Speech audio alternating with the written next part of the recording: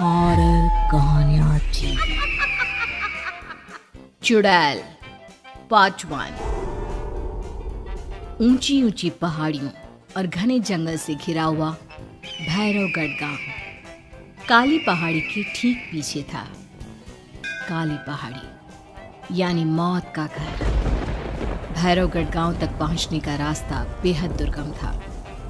लगभग 24 घंटे घने तूफान और तेज हवाओं की वजह से वहां के वीराने माहौल की कहानियां लोगों के दिलों को दहला देती थी। ऐसे बहुत कम लोग थे जो भैरवगढ़ गांव तक जाने की हिम्मत करते थे। लोगों का कहना था कि इस गांव के आसपास बुरी आत्माओं का साया मंडराता है।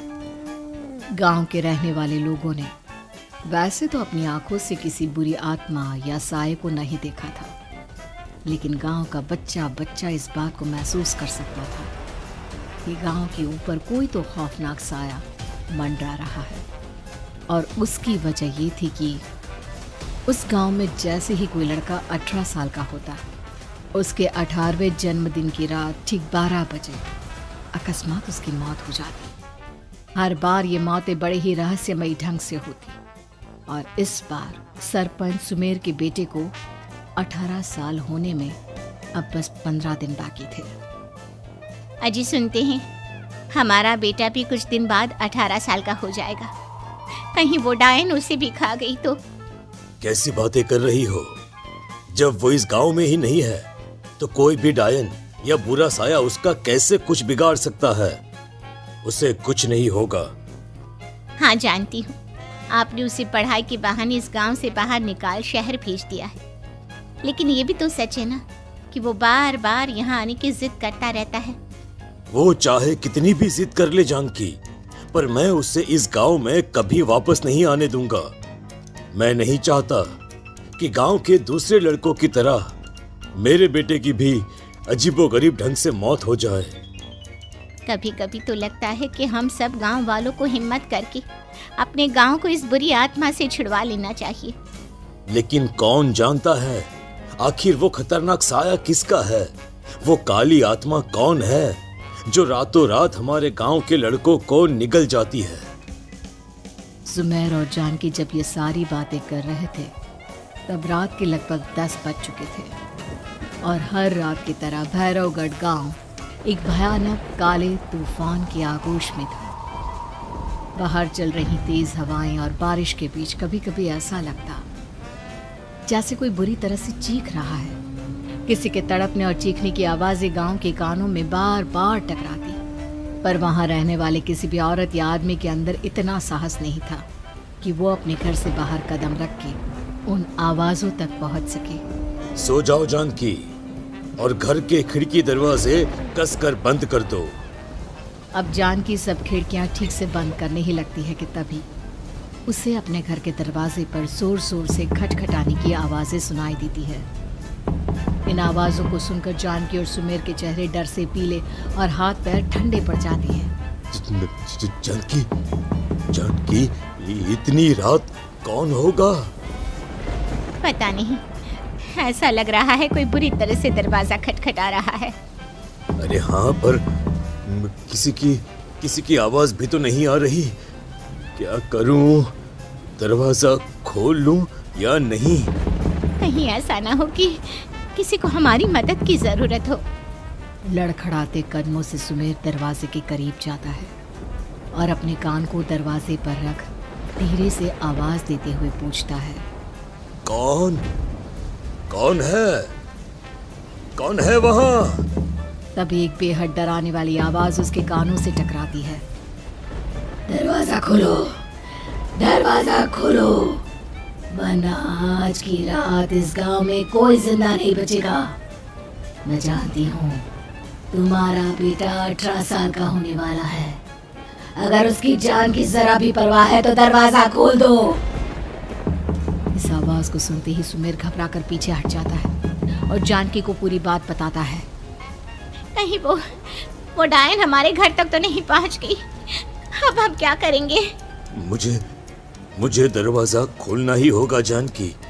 मेरे पास अब कोई रास्ता नहीं है।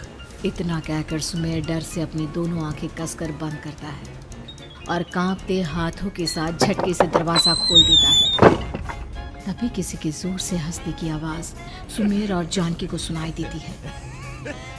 इस आवाज को सुन दोनों दरवाजे की तरफ देखते हैं और सामने अपने बेटे राहुल को खड़ा देख दंग रह जाते हैं। राहुल के हाथ में उसका मोबाइल होता है जिसमें से वो आवाज बज रही थी। ये क्या मजाक है? और तू यहाँ, तुझे मना किया था ना गांव में आने को, समझ में नहीं आता क्या? 18 साल का होने वाला है तू। माँ, आप लोग भी पता नहीं किन अंधविश्वास भरी बातों पर भरोसा करते हैं। क्या मैं अपने घर नहीं आ सकता? आप लोगों से नहीं मिल सकता? देख बेटा, हमने तुझे किसी वजह से ही इस गांव से दूर रखा था और यहाँ आकर तूने अच्छा नहीं किया। चल चल चल, मैं तुझे अभी के अभी वापस शहर छोड़कर आता हूँ।